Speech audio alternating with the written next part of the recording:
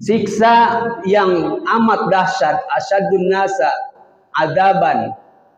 Siksa yang sangat dahsyat yang ditimpakan kepada manusia di hari kiamat adalah orang yang menjadikan keluarganya itu menjadi bodoh. Bodoh berkaitan dengan masalah agama, tidak tahu toharoh, tidak tahu cara berwudu, tidak tahu sholat, bagaimana sholat yang benar, tidak diajarkan kepada anak-anaknya.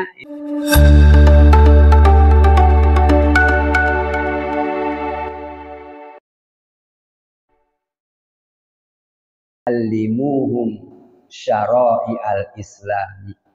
Ajarkan kepada mereka. Mereka itu diri kamu, berarti ku anfusakum wa ahlikum.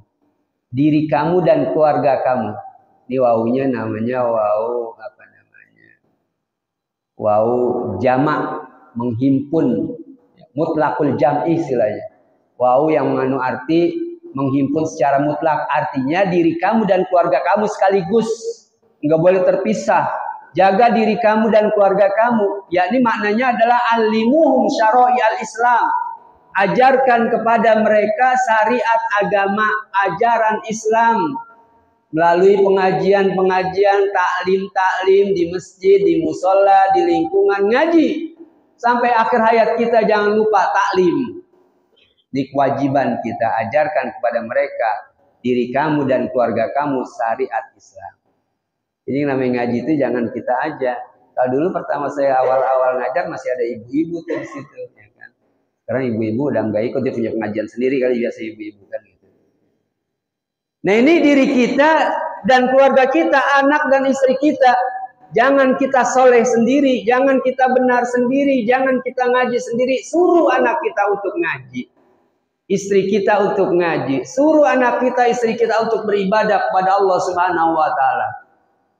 Ini satu kesatuan. Sehingga kalau kita tidak menyuruh, tidak menegur anak dan istri kita, kita akan terseret masuk ke dalam neraka. Karena kita acuh, cuek terhadap keluarga. Mau benar sendiri, nggak bisa benar sendiri. Keluarga kita tanggung jawab kita. Kita sebagai laki-laki, bapak-bapak sangat bertanggung jawab kepada istri dan anak kita.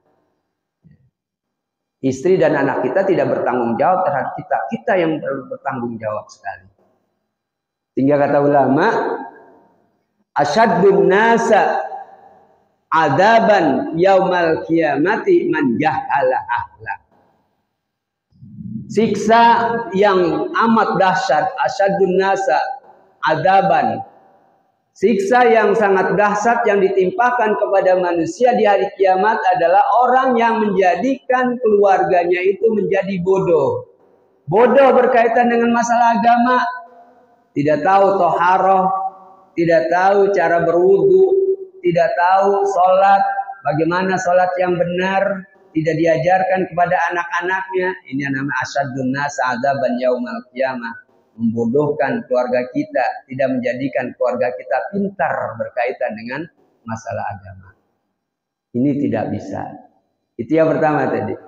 Alimuhum, ajarkan mereka syara'i al-Islam, syariat-syariat agama.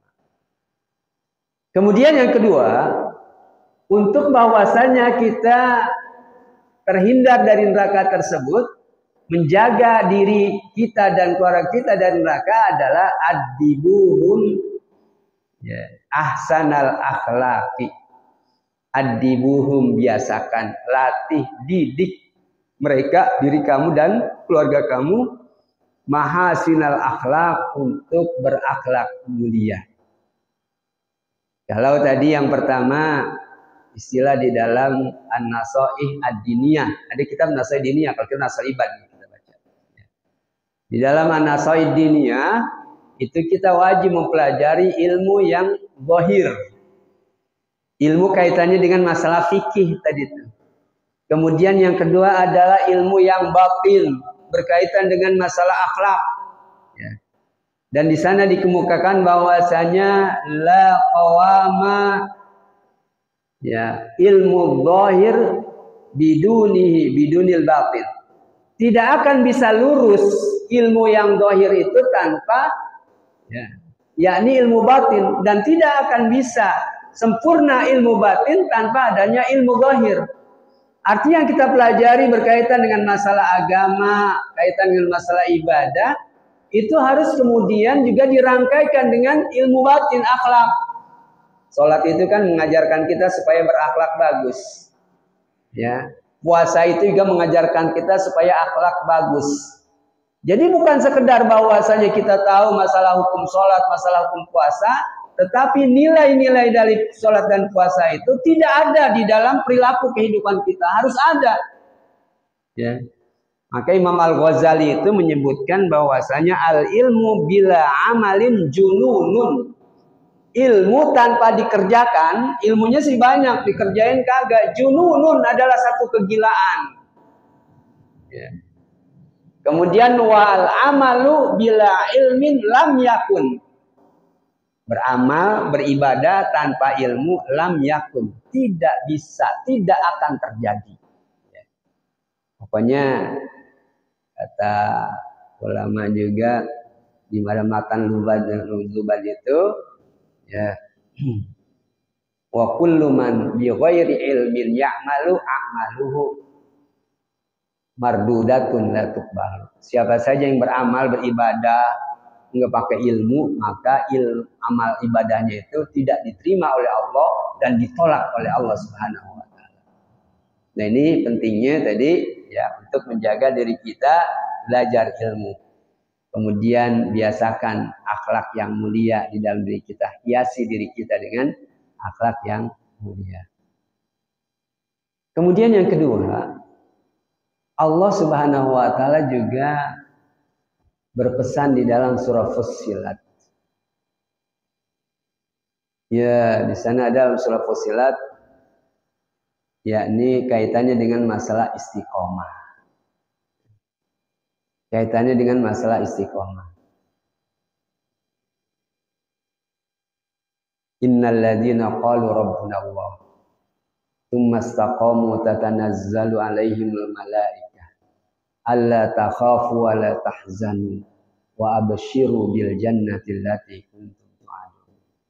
Sesungguhnya orang yang telah menyatakan diri Tuhan kami adalah Allah. Kita kan beriman semua sudah menyatakan Tuhan kami adalah Allah. Tsumastaqamu, kemudian mereka istiqomah, langgeng, ajeg, senantiasa di dalam pernyataan keimanannya itu. Tatanazzalu alaihimul malaikah, niscaya para malaikat itu akan turun menjelang sakaratul maut, pada saat sakaratul maut. Alla takhafu, seraya malaikat itu berkata kepada kita yang lagi sakaratul maut, janganlah kalian merasa takut. Wala tahzanu, dan janganlah kalian merasa bersedih. Wa abshiru bil jannati allati kuntum tu'adun, dan bergembiralah dengan surga yang dijanjikan kepada kamu. Istiqomah kata ulama merujuk kepada dua makna. Yang pertama adalah luzumu ta'atillahi ta'ala. Senantiasa berada di dalam ketaatan kepada Allah Subhanahu wa taala, taat terus. Dinamai taat, luzumu taatillah. Senantiasa taat kepada Allah Subhanahu wa taala melalui ibadah. Kan ibadah ini menguatkan hubungan kita dengan Allah, kata Qardawi. Yani wasiqu sillah billah, menguatkan ya hubungan kita kepada Allah Subhanahu wa taala melalui ibadah, melalui ketaatan.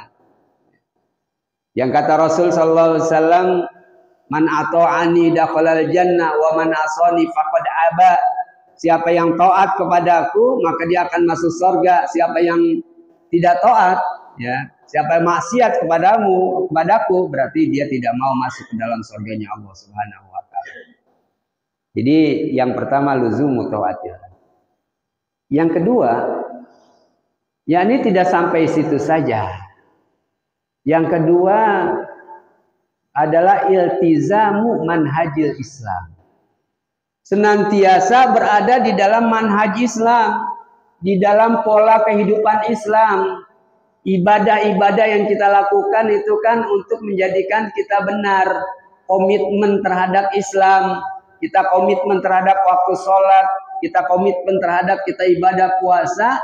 Diharapkan adalah setelah sholat, setelah puasa, nilai-nilai sholat dan nilai-nilai puasa itu kita senantiasa berketergantungan ke situ. Ya.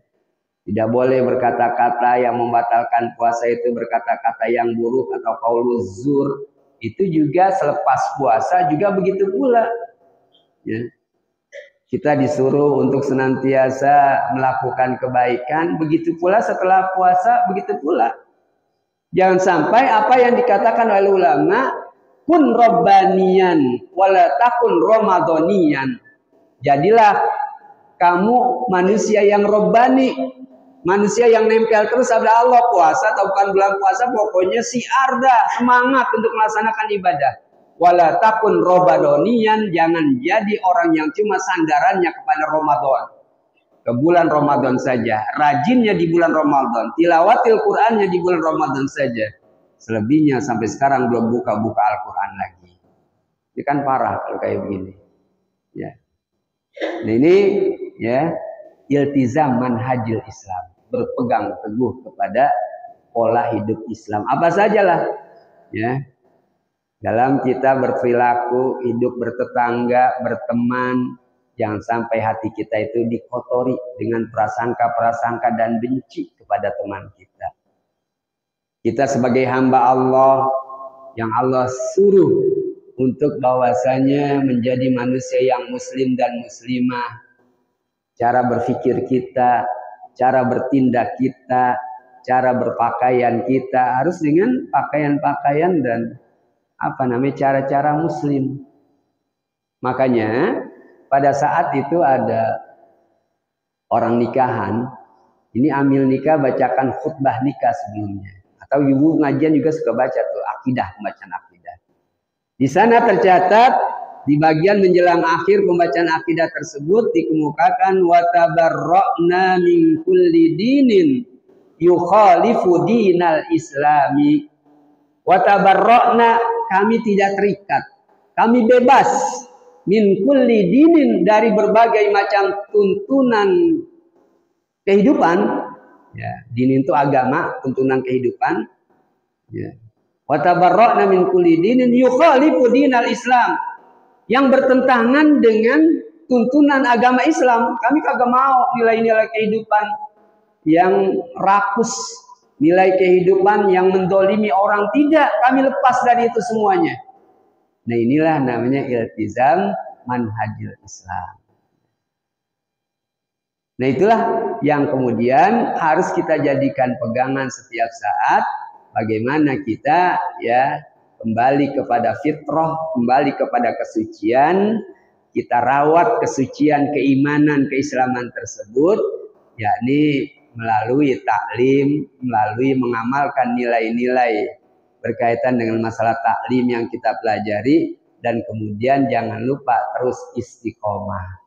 Karena itulah yang kita baca setelah tarawih, Allahumma inna nas'aluka imanan daima. Ya Allah, kami mohon kepadamu ya keimanan yang terus-menerus, yang senantiasa. Atau Allahumma ij'alna bil imani kamilin. Jadikanlah kami ya Allah dengan keimanan itu dalam keadaan senantiasa sempurna, selalu istiqomah.